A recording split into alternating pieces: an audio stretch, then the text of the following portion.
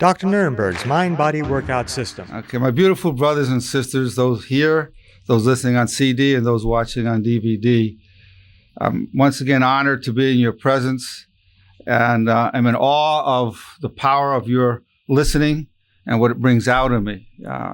And I'm as eager to hear what I'm going to say as you are, as humorous as that sounds. I'd written a book called Anger Management, A Christian Perspective, but this is going to be really, we're going to call today How to Manage Hurt, Resentment, and Anger, Spiritual and Psychological Perspective. And each of what I call poem prayers that are in there could be generalized to any religion. So where the word Jesus is used, I'll either use God or I'll use Lord, because this is very non-denominational, whether a person's Christian, Jewish, Baha'i, Buddhist, Muslim, whatever religion a person is, this will apply. And just in a historical background, I wrote these because I was in really need of help with my own thoughts and my own feelings, and felt that I needed all the help I could get. So managing hurt, anger, and resentment. Every human being gets their feelings hurt. From child on. Yell at a child, they cry. The lip comes of that hurt feeling. They just want to soothe the child. The child, even at an early age, will see anger. The child will go into a rage. Maybe a child wanted to cross the street and the mother grabs it and goes into a rage that it wasn't that he or she wasn't allowed to cross the street. So we see all these at early ages, and it continues where we feel hurt, we feel resentment, we feel anger. And it has a survival value. There's a time when we need to arise with that energy. The adrenaline coming in helps us arise and struggle against an adversary that we need to survive, or we need to lift some tremendous weight. We become angry and we're trying to survive or protect a loved one, and we need that adrenaline. But in modern day society, often that adrenaline is not necessary and it's destructive.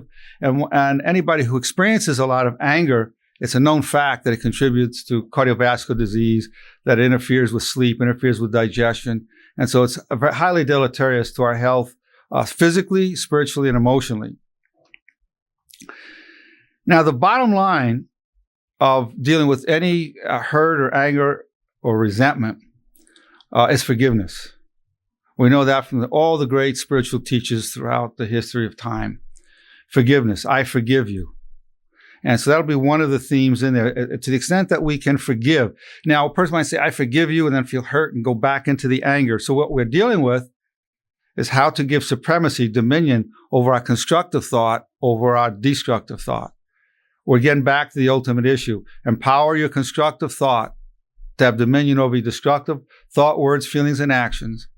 And you will transcend the suffering of this life and attain paradise on earth, and attain strength, health, and happiness.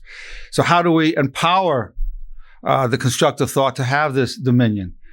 Well, historically, it's been done through prayer, through contemplation, meditation, and we now have also the mind-body workout system. So we're going to combine that today, what I call poem prayers, turning to God for help with it, and then take some power thoughts, which we can use a spiritualizer with it. And we're going to review again the whole power thought system, the whole mind-body workout. What I like to do is read some of the poem prayers and then elaborate on it in terms of the mind-body workout system. Oh Lord, I am trapped.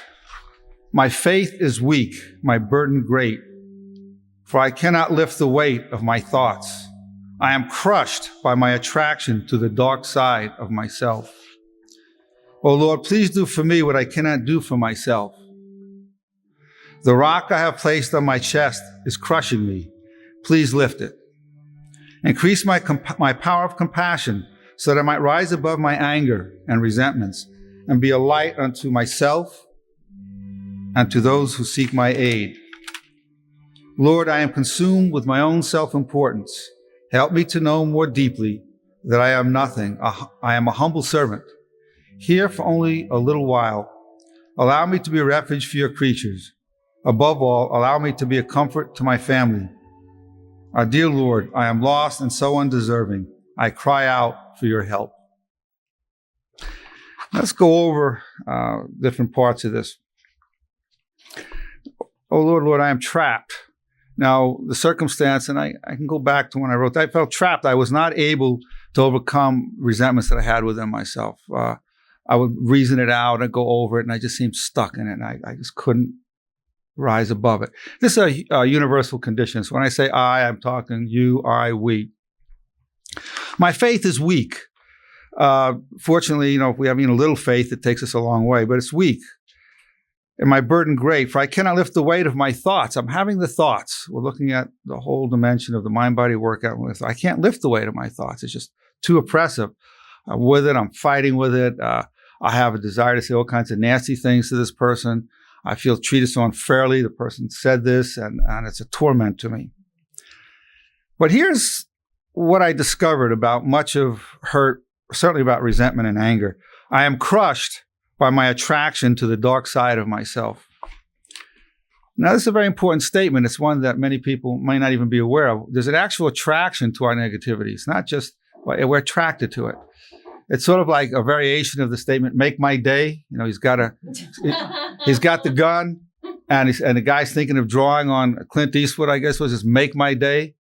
Because I just love the opportunity to shoot him, make my day. So that's the attraction to the dark side of ourselves. If we didn't have an attraction to that, and we only attracted to goodness and light, none of these would be an issue. But we at some level, and this might be hard to accept for some people, we actually want to inflict punishment.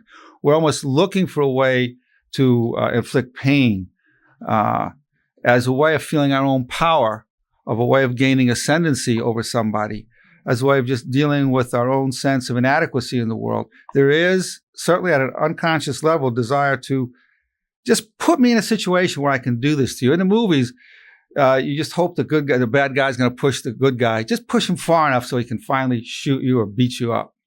You just want that release. You say, come on, push him more, push him. He's taking it. Now do it. And you want to see it. Because we have that attraction to destruction. It's very innate to want to destroy. Using myself as a case history, as a child, I would make these little models, battleships and planes, and spend a lot of time assembling them out of plastic and painting them. And then I would just delight in taking a gun, at that time a BB gun or a pellet pistol, and just shooting and destroying them. So what was that? The signs are there. There's an attraction to destroy. Everything in the universe is in a state of annihilation and recreation, and when we just have those urges to destroy and to create. So, in some sense, we co-create our situations. We feel hurt, we feel resentment, we feel anger because we're attracted to that. We are attracted to it. So, part of it's taking responsibility for those situations. Now, right there, we're going to take a power thought. Now, power thought, again, is a thought that we repeat the first every 5 minutes and twice an hour thereafter. And there are many factors that facilitate internalizing it, such as exercise. Exercise helps give proprioceptive involvement with it. So a power thought to deal with this is I happily take full responsibility for how I co-create my problems and my joys. I take full responsibility for how I create my problems and my joys. I am happy to take full responsibility for how I co-create my problems and my joys. I am very happy to take full responsibility for how I co-create my problems and my joys. So I'm focusing, I close my eyes, I'm focusing, use some proprioceptive involvement with it, and I'm repeating that thought. So in the mind-body workout system, we're involving the body. We're repeating that power thought every 5 minutes the first day, and twice an hour thereafter. This is one that I intend to use all my life. I have to keep doing it every day. And then when issues come up, I do look into how I co-created it. Was I attracted to some destructive aspect? In what way did I do that? And I don't find it easy. I really want to get into the blaming. Now, blaming is a core part of the anger and resentment. Every time there's anger and resentment, you can always count on one thing. There's blaming. You did this. You did it. And sometimes that's just totally true. I mean, sometimes somebody just really done a horrible thing. And there is such a thing as a true victim. So there are times when, but that's the exception. There are times when it's just been done to us. We didn't really do anything. Somebody just walking down the street, and as a drive-by, somebody shoots him. Total victim. And there are many variations of that. But that's the exception, not the rule. Generally, in terms of the day-to-day aspects of relating to one another, We are co-creating it. Now, Lord, I am consumed with my own self-importance. This is the natural state of situation. For instance, somebody looked at us a certain way, and I said, why is he looking at me that way? Usually we have better eye contact. I know this lady's looking at me like that. It's not a good look. I don't like it. Well, it could just be the person's having some depression, some resentment related to somebody else.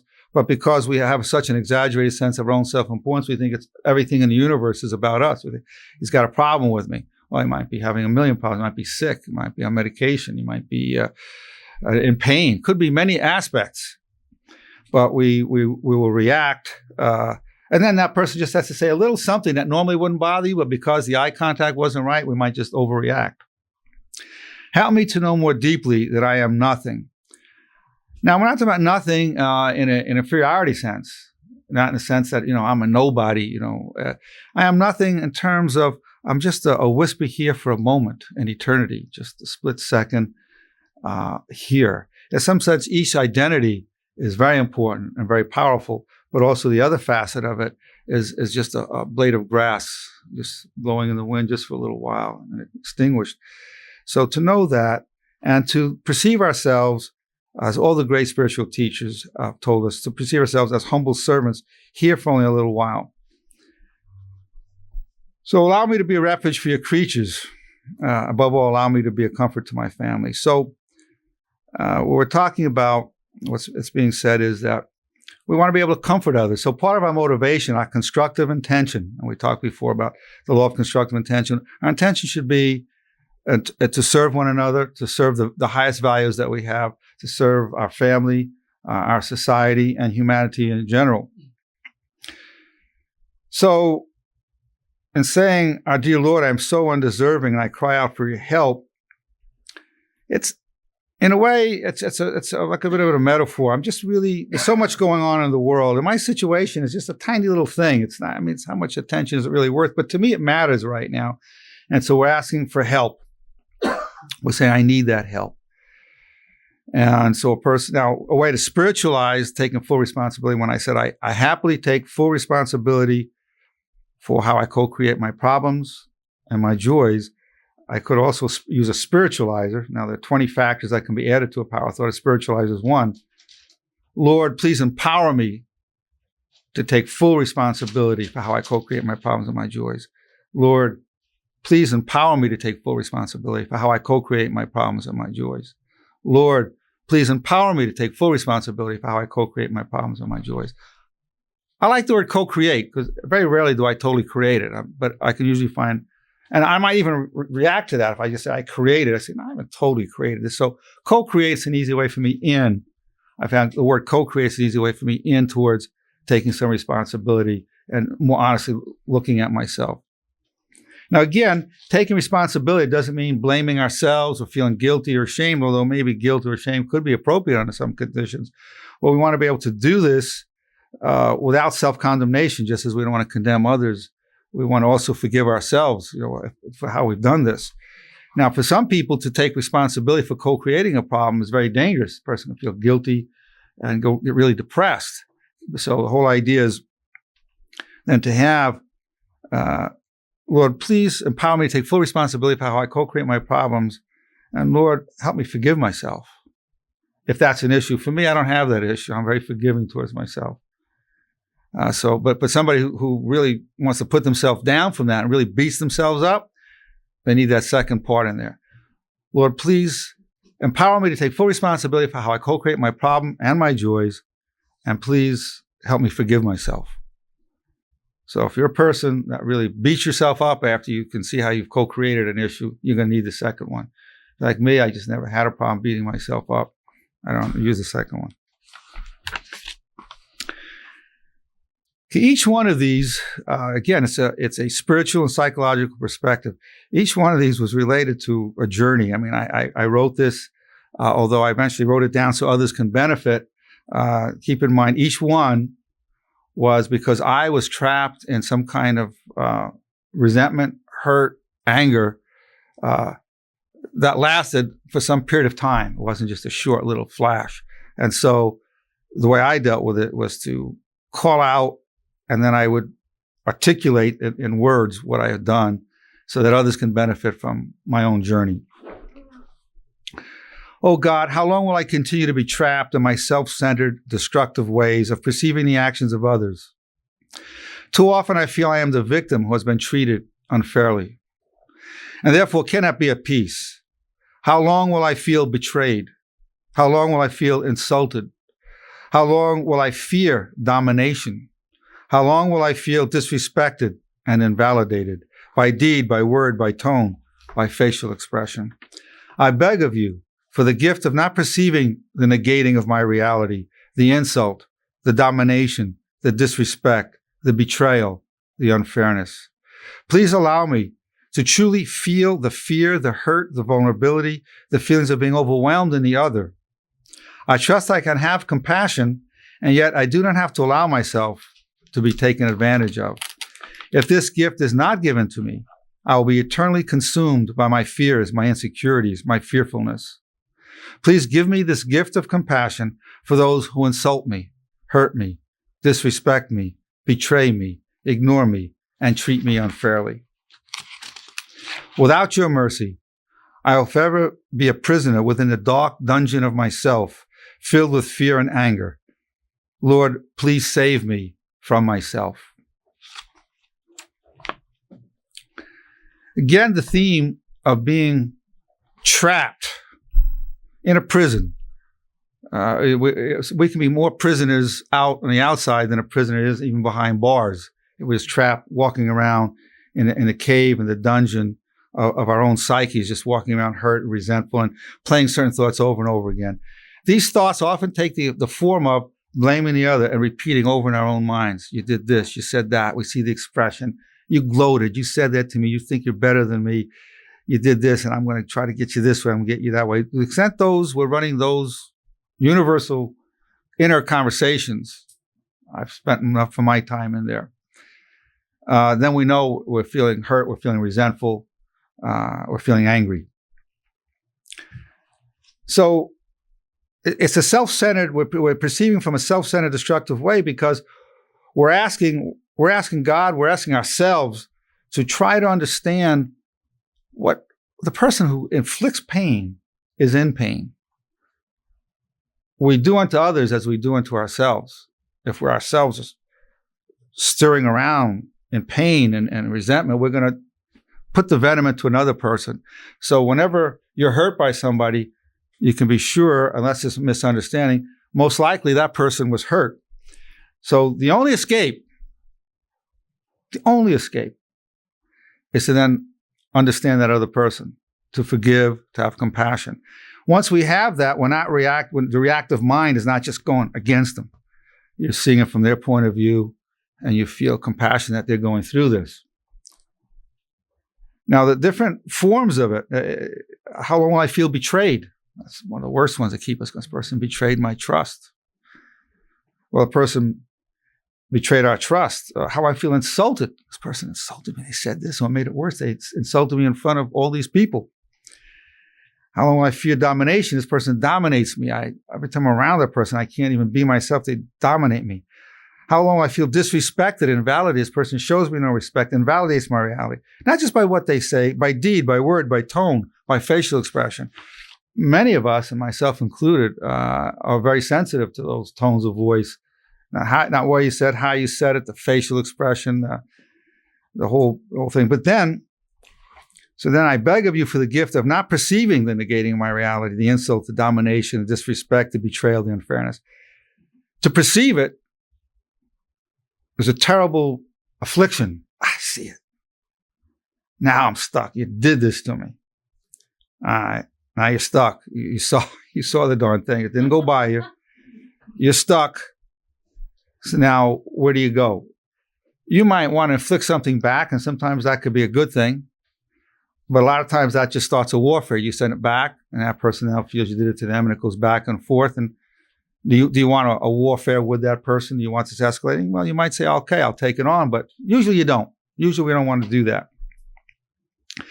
So the way out is, please allow me to truly feel the fear, the hurt, the vulnerability, the feelings of being overwhelmed in the other.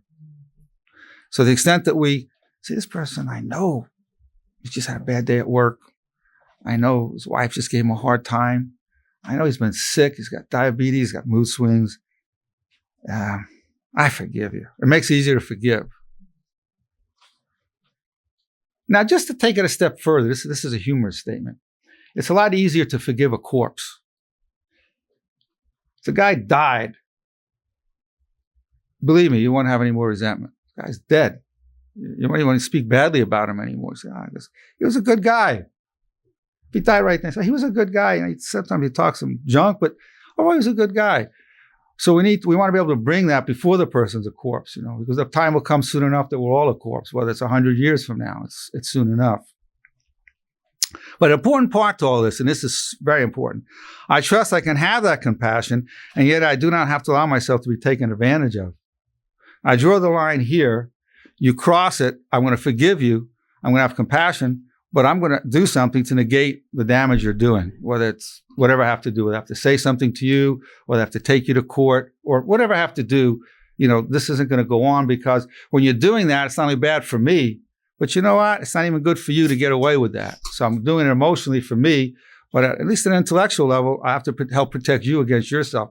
So you cross that line, then I have to deal with you, but I'm going to forgive you. I'll forgive you, but I'm also going to deal with business. So there is a place for fairness within this.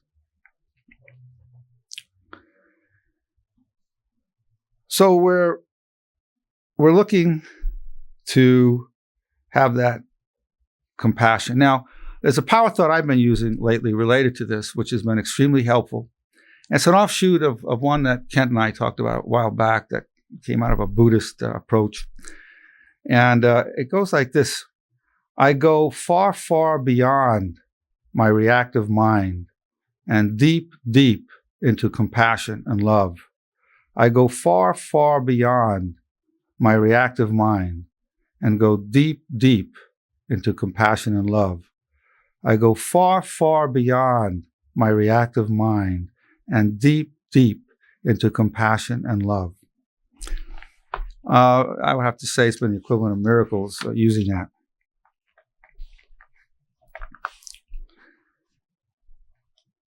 Oh God, my Lord, my Savior, please give me the humility to trust as a child, to cry as a child, and yet to be wise and kind and gentle with others and with myself.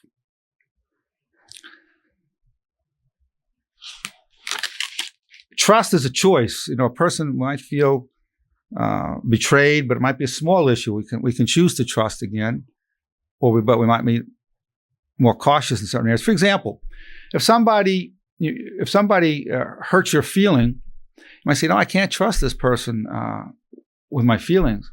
But if I left $1 million in this room, that person wouldn't touch $1. So I can trust them with my material goods. Here's a person that I can trust with my emotion. That person will never hurt me. But I know if I left money around, he's going to steal from me. So we need to know the boundaries of trust. So we don't have to totally distrust the person. We can say, well, in this area, I know the person can't deal with the temptations or they're too insensitive. So I will trust them here, but not here.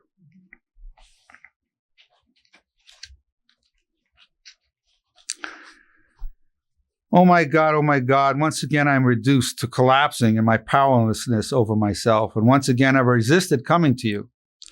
Although I never forget you, when my anguish became too much, I was hesitant to come to you from deep within. I am thankful for the adversity which has prostrated me before you. I am thankful to be reminded of my powerlessness and thus awakened to you and to my own self.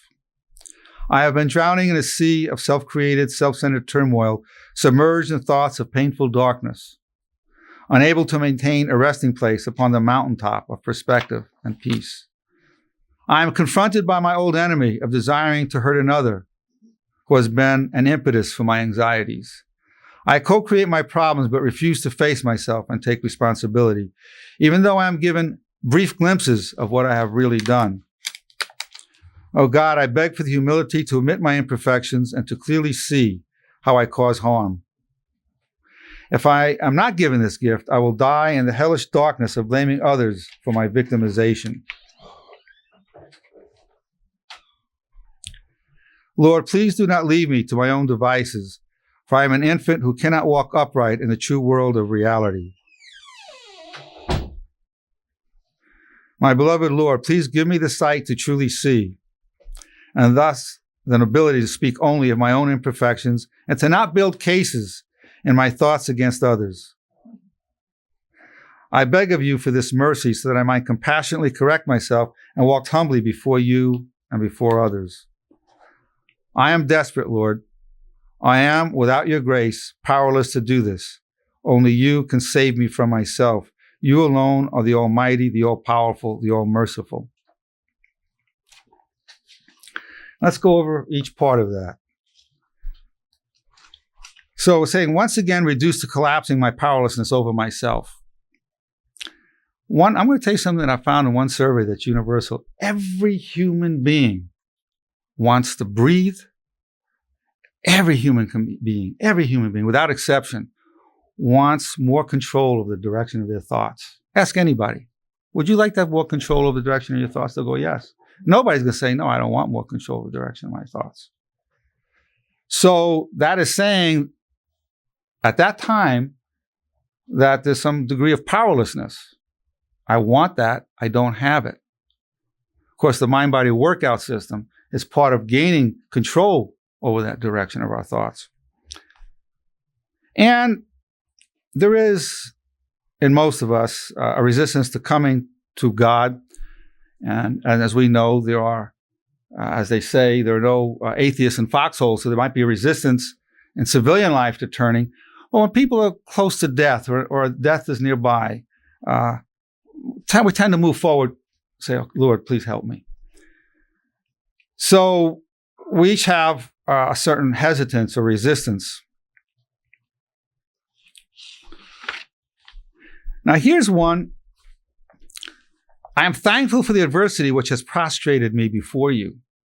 Okay, now we can talk about the law of tribulation. The law of tribulation is, I will gain power from all hardship. I will gain power from all hardship. I will gain power from tribulation. I will gain power from my struggles. That's what separates the warrior from the non-warrior. The warrior, and I don't mean just a soldier in uniform. It could be a soldier in uniform, be a civilian just dealing with the inner adversities that we have or outer adversities that we have.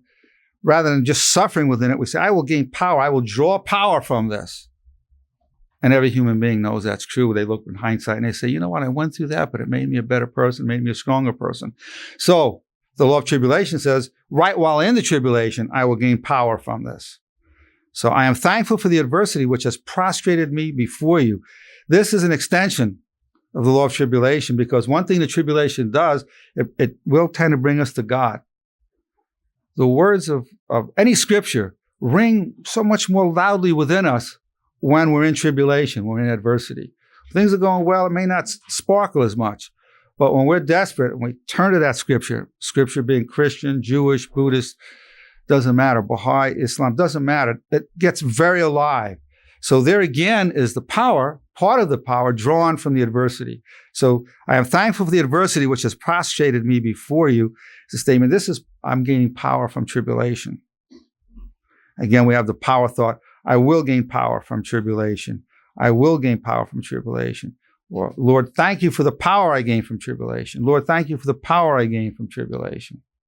When I was diagnosed with prostate cancer 10 months ago, I said, Lord, thank you for this prostate cancer. I trust you will give me greater spiritual, emotional, and physical power. I will gain emotional and spiritual and physical power from this prostate cancer. I will gain emotional, spiritual, and physical power from this prostate cancer. And I did. I became the strongest man in the world while I had that cancer. I recovered from it. I became cancer-free and then set world records within 3 months thereafter. I did gain so much power from it that I'm amazed to this day that it was the highlight of my life. It was like a pilgrimage. I still remember where I stayed, the soup I had the day, the path that I took over to the hospital, the calls I made on that way. I revisit it with delight, joking around with the doctors as they're wheeling me on a gurney into the operating room. Just had a good time and saw with tremendous compassion and love. So I saw the empowerment of tribulation. I did walk the walk on it. I've been drowning in a sea of self-centered turmoil, submerged in thoughts of painful darkness. I am confronted by my old enemy of desiring to hurt another who has been an impetus for my anxieties. So very often we want to say something. I want to say something back. I've got to say that to that person. They said this to me, and I want to say that to them. It's a very powerful pull. Very powerful. You just walk around. I co-create my problem, but refuse to face myself and take responsibility. That's why I take the power thought. I gladly take full responsibility for how I co-create my problem and my joys. I gladly take full responsibility for how I co-create my problems and my joys. I have to, and I recommend everybody to keep reminding ourselves to do it. It's unnatural for most of us to do that. Even though we can get a brief glimpse of what we've done, a brief glimpse, we'll still go past it and say, no, they did this to me. Said, if I'm not given this gift, I will die in the hellish darkness of blaming others for my victimization. Most of the time we're into this blaming. That means we're the victim. And therefore I'm powerless to ever do anything. But if I co-created it, that means I have the ability to come out of this thing. I don't have to go through it again. I have some way of coming out of the pain, the resentment that's going through. Now we have to understand this, that to walk around feeling hurt, to walk around feeling resentment, or walk around feeling anger, a person has to identify that as suffering. That person has to say, you know what? It's one thing to suffer. It's another thing to say, I am suffering, to recognize it. Because a person can spend a lifetime not labeling it or identifying it as suffering. So the first step is we say, we suffer. The next step is we want to escape that suffering.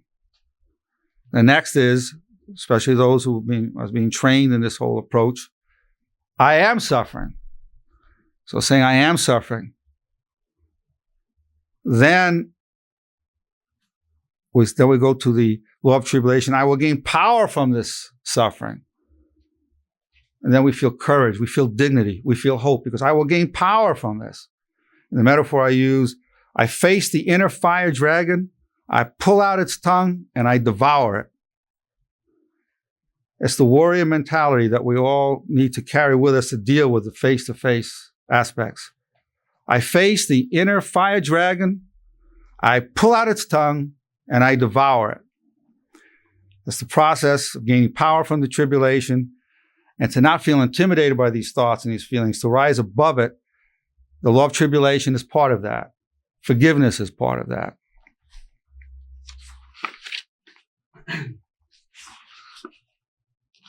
One poet I put up saying, I am desperate, Lord. So this desperation is what drives us to overcome ourselves in any kind of adversarial situation. There is desperation. A person has to say, I am suffering. I can't take this anymore. What human being doesn't come to? I can't stand another second of it. I can't take it. And then I'm desperate. And then you're either going to stroke out or have a heart attack, or you say, I take responsibility for co-creating it. I draw power from it. I will take power from it. And it's at that moment that we grow and we prosper and we overcome. But that's the warrior mentality. It's the law, applying the law of tribulation, and it's born of desperation. Who in the world would do these things if we weren't desperate?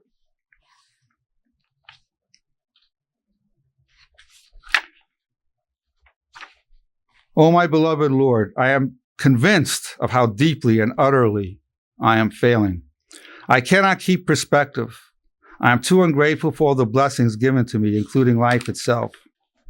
In spite of my efforts, I continue to contribute to the suffering of those closest to me. Oh God, I beg of you to pull me out of myself and place me in a more constructive perspective. Without your help, I will forever be doomed to cause myself and others to suffer in darkness. Your mercy and compassion are my only hope.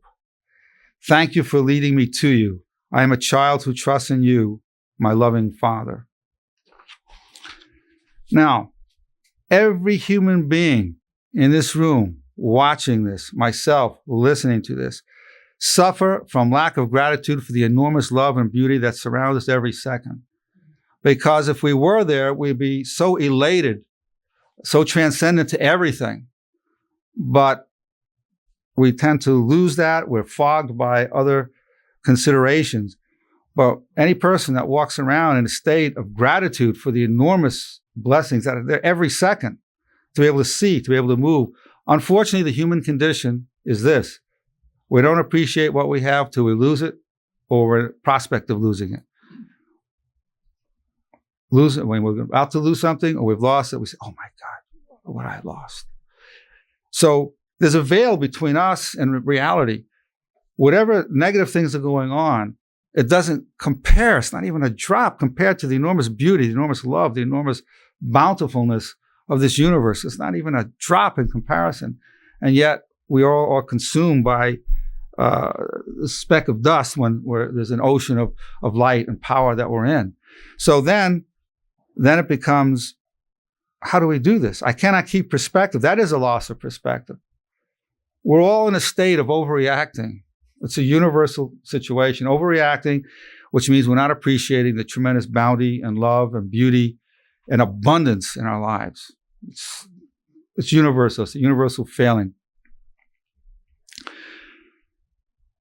So then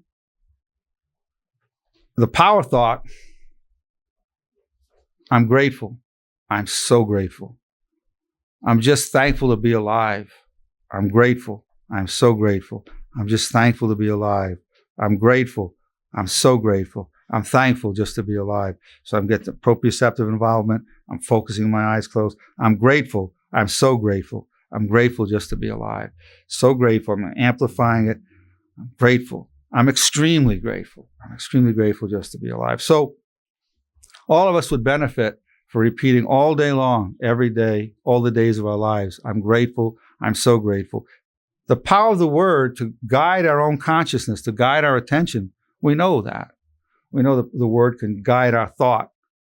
Now, a person might say, I'm grateful, and just feel like, I don't feel grateful. I am grateful. The person's just upset. I'm grateful. Why are you saying I don't feel it? You might not feel it. Gratitude is not a feeling. It's not just a feeling. It's the knowledge that I'm immersed in tremendous abundance. That knowledge, I am grateful. I might feel like heck at the time. Might be just really upset. But just even acknowledging I'm grateful short circuits all the negativity, and it sets in motion a direction of constructiveness, even while in the midst of suffering. Now, we need to know this, that when you use a power thought, or you use a prayer, or whatever we're using then to transcend, very often it's not immediate. You might still walk around upset. But within an hour or two, it will take hold. It is having an effect on our inner self. Sometimes it's an immediate change. I've seen it happen with me immediately. My whole state of mind changes. But sometimes I'm so trapped in a thought, so caught in it, it bothered me so much that even though I might say, I'm grateful, I forgive you, I'm so grateful, I forgive you, it might not be immediate. So we need to know that a person doesn't want to get caught up in saying, this doesn't work. I mean, I'm still upset. Well, yeah. Sometimes it's so deeply entrenched. But the fact that we're saying I'm grateful, or the fact that I'm saying I forgive you, sets a positive, constructive direction for our psyches and for our spiritual natures to go in that direction.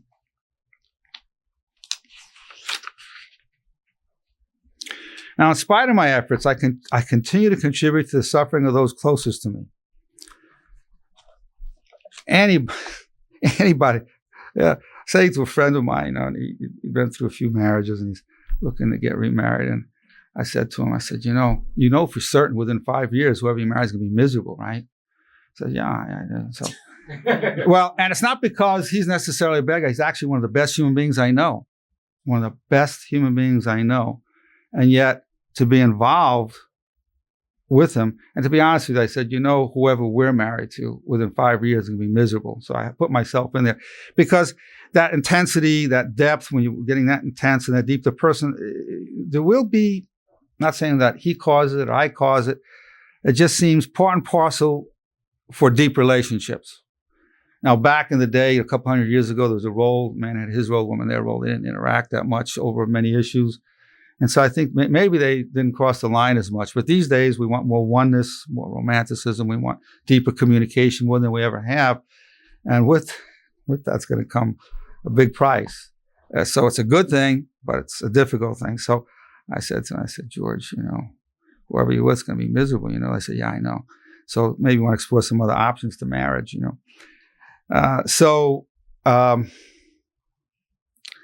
That's the reality. And I think most people, those who are here and listening, if you look at relationships you've had, didn't you find enormous suffering? Didn't you co-create or participate in somebody else becoming miserable? You didn't mean to. You meant the best for that person. You might have gone out of your way all the time. It might have been totally self-created by that person, 99%. But there it was again. The fate you sought to escape was once more upon us. I don't want to do this again. And boom, there it is again. So only through enormous effort, we then arise above this. We say, God, help me to forgive. Help me to have compassion. Help me. I need your help. Help me. I need to have more compassion. I will have more compassion. Thank you. I will have more compassion. Thank you. So again, I will have more compassion, and thank you is a consolidator. It's already saying it's already done. I will have more compassion.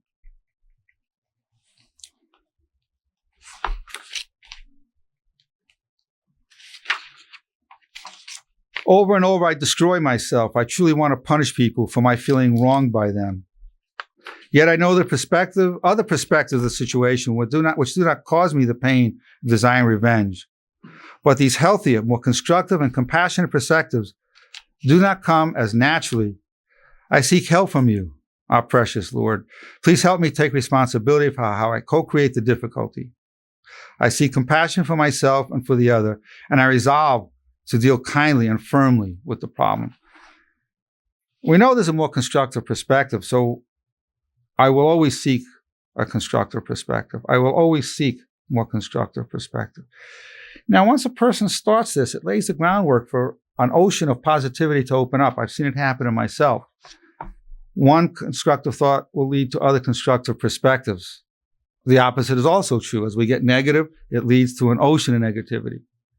Once you open up that portal of negativity, nothing the other person does is right. Everything is wrong because we're already looking through the eye of separateness, through the eye of estrangement, through the eye of resentment and anger. Whatever they do, it's not good enough. It's bad.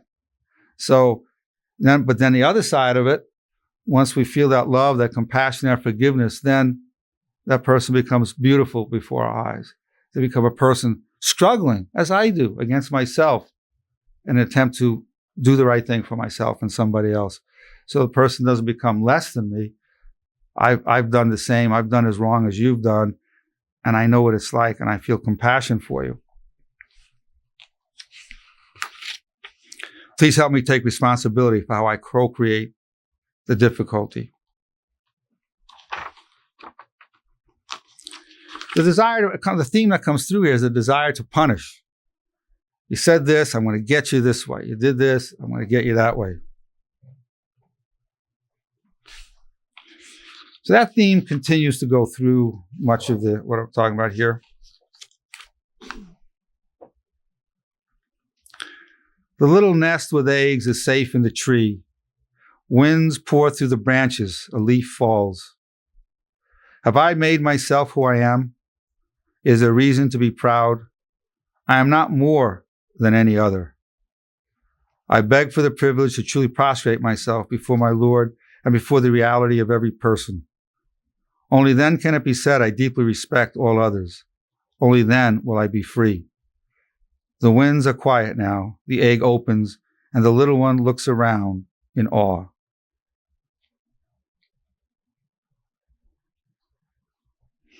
When I was in Nepal, there were great people. The saying would go, Namaste. They go to Namaste, which means I honor the light within you. It was amazing to see that and the feeling that would come into me.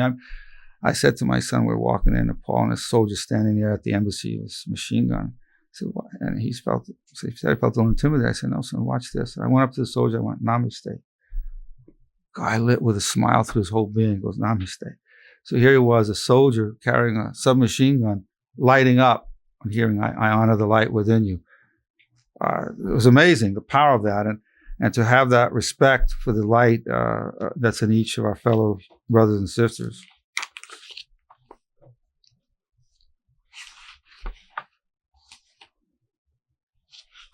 So then it's a matter of dealing with our own identity. to be so petty, to be as negative as we are, and yet at the same time, so that's the human or the limited condition, and then a limitless condition of a divine nature. Though I be the dust of naught and breathe the way of sin, still I'm a man of love, and that I do respect.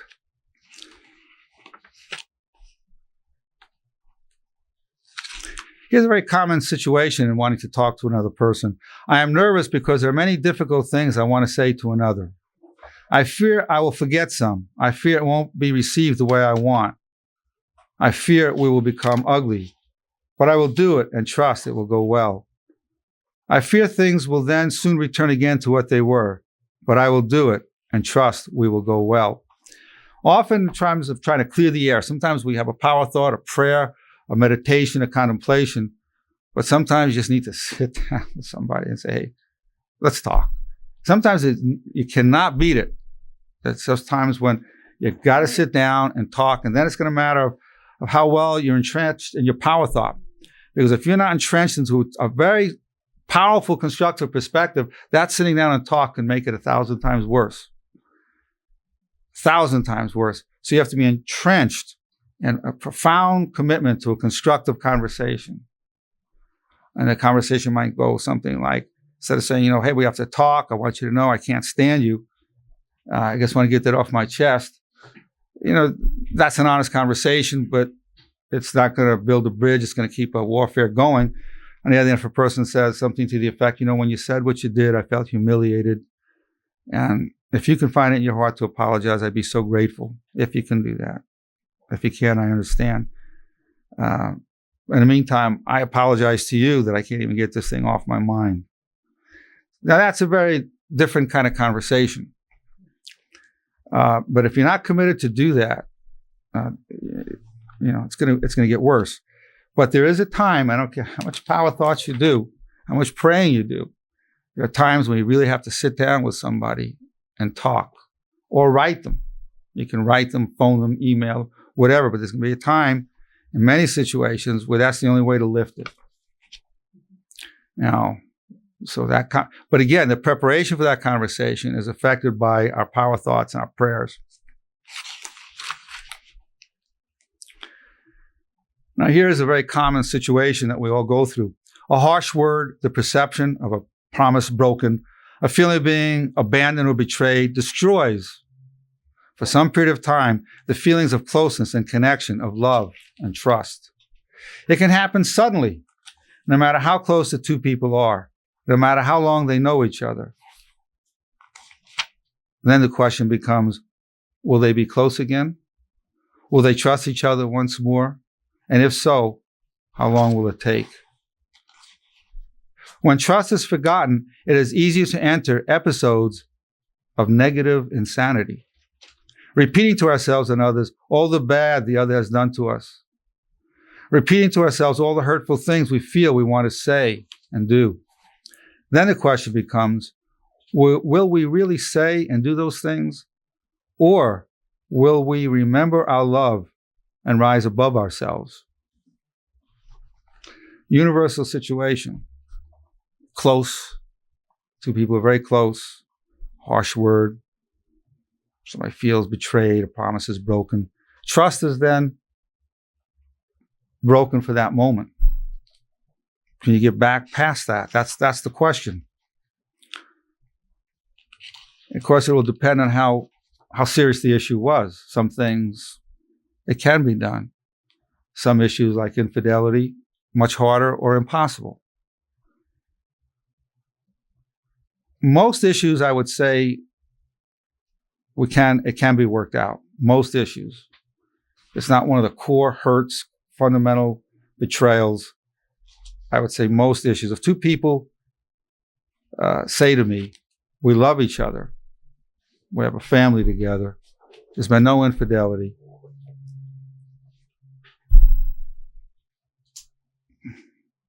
seems almost tragic if you can't work it out.